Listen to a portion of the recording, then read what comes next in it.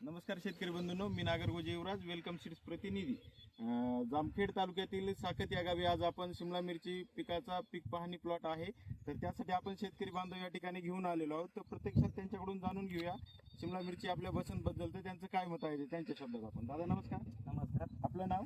ऋषिकेश बळीराम गव्हाणे, राहणार वाघोली, तालुका धारूर, जिल्हा बीड. आपला मोबाईल नंबर सांगा दादा. 93 25 675 693.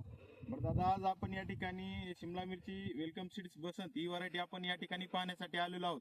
तर काय कसं वाटली तुम्हाला व्हरायटी? व्हरायटी गेली 5 वर्षापासून मी लावतोय, हा, त्याच्यामुळे मला इतर व्हरायटीपेक्षा अगदी एकदम एक नंबर वाटती व्हरायटी. आणि रोग प्रतिकार शक्ती चांगली आहे याची. हा, आणि मालाच्या बाबतीत इतर व्हरायटीच्या तुलनेमध्ये अतिउत्तम हा.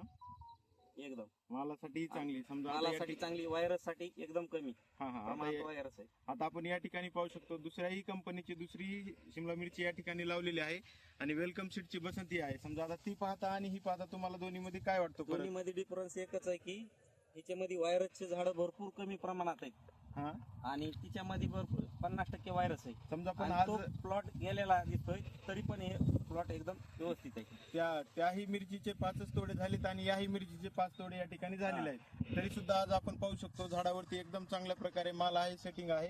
तर तुम्हाला ते पाहून इतर शेतकरी बांधवांना तुम्ही काय संदेश देऊ इच्छिता? इतर शेतकरी यांना सांगू इच्छितो की त्याच्या इतर व्हरायटीच्या तुलनेमध्ये मालामध्ये खूप खूप तफावत असल्यामुळं ही व्हरायटी लावावी त्यांनी. तर समजा वेलकम सीड्स बद्दल तुम्ही समाधानी आहात का प्लॉट पाहून? खूप समाधानी. ठीक आहे दादा, धन्यवाद.